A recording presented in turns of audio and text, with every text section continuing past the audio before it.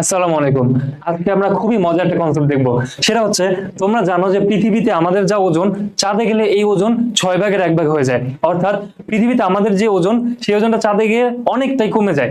So এই কমার কারণ কি, সেটা হচ্ছে আমরা আজকে গাণিতিক ভাবে দেখবো। ঠিক আছে, ধরো এটা হচ্ছে পৃথিবী। ঠিক আছে, এটা হচ্ছে আমাদের পৃথিবী। এটার উপরে একটা বস্তু রাখা আছে। এই যে বস্তুটা রাখা আছে তার ভর হচ্ছে ছোট হাতের এম। হ্যাঁ, আর দেখো পৃথিবীর কেন্দ্র থেকে এটা দূরত্ব, অর্থাৎ পৃথিবীর ব্যাসার্ধ হচ্ছে বড় হাতের আর।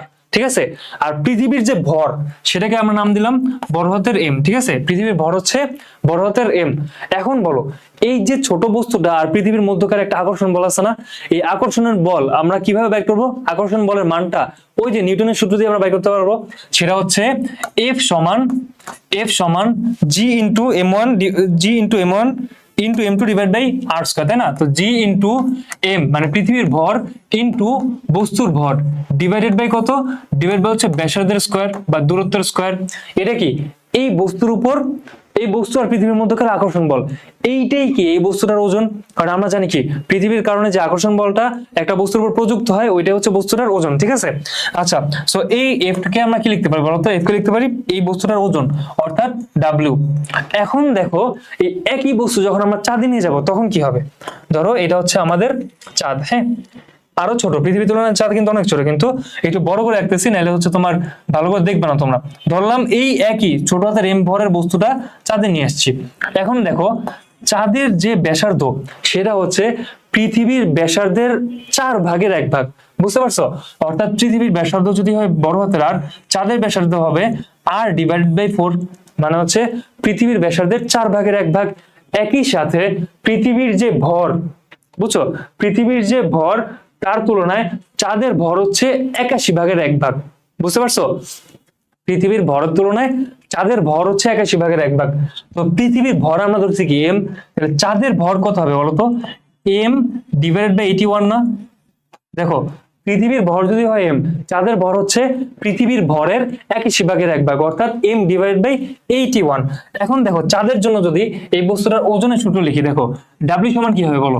ডাব্লিউ সমান চাঁদের ভর, আগে জি লিখলাম, হ্যাঁ, জি ইন্টু চাঁদের ভর কত? এম ডিভাইড বাই 81 ইন্টু বস্তুটার ভর, সেটা কি এম, ডিভাইডেড বাই কি হবে? ব্যাসার্ধের স্কয়ার বাই দূরত্বের স্কয়ার। দূরত্বটা হচ্ছে এবার কত? আর বাই 4, এটার হোল স্কয়ার, তাই না? তো এটাই যদি আমরা নিচে লিখি তাহলে কি আছে দেখো তো, জি ইন্টু এম ডিভাইডেড বাই 81, আর নিচে আসবে কত?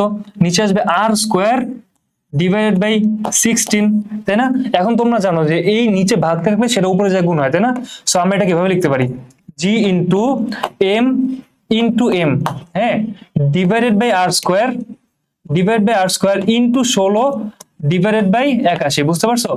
মানে এই যে 16টা উপরে চলে গেছে, 81টা নিচে চলে আসছে। এটা জানো হচ্ছে তোমার গুণ হচ্ছে উল্টা করে ভাগ। ঠিক আছে, আচ্ছা, এটাকে সরাই দিই। দেখো, এখন দেখো, এই যে এইটা কি ছিল বলো? এইটুকু কি ছিল? পৃথিবীতে বস্তুটার ওজন না? এই দেখো, এই যে G into M divide by R square, এটা কি পৃথিবীর ওজনটা না? পৃথিবীর ওজন। আচ্ছা, চাঁদের ওজনটাকে আমরা ডাব্লিউ প্রাইম বললাম। হ্যাঁ, এটা হচ্ছে কি ছিল আমাদের পৃথিবীর ওজন। সো এটাকে আমরা ডাব্লিউ লিখে দিলাম, ডাব্লিউ ইন্টু 16/81। এটার মান অ্যাপ্রক্সিমেটলি, মানে এটা একদম অ্যাকুরেট না, অ্যাপ্রক্সিমেটলি আসবে 1/6। বুঝতে পারছো? অর্থাৎ দেখো, পৃথিবীর ওজন ছিল ডাব্লিউ, চাঁদে যে সেটা কি হয়েছে 6 ভাগের 1 ভাগ হয়ে গেছে। সো এটা হচ্ছে তোমার ম্যাথমেটিক্যাল প্রুফ, বা তোমরা যেটা এতদিন মুখস্থ করে আসছো যে চাঁদে গেলে কোন বস্তুর ওজন 6 ভাগের 1 ভাগ হয়ে যায়। সো এটা আমরা এইভাবে পাই। ঠিক আছে, কেন চাঁদে গেলে কোন একটা বস্তুর ভর হচ্ছে, মানে ওজন হচ্ছে কমে যায়, ভর কিন্তু সেম থাকে। ভর কিন্তু দেখছো এখানে এম ছিল, এখানে সে এমই আছে, বাট চেঞ্জ হয়েছে কি বলো? চেঞ্জ হয়েছে ওজনটা। সো আজকের ভিডিও এটুকুই।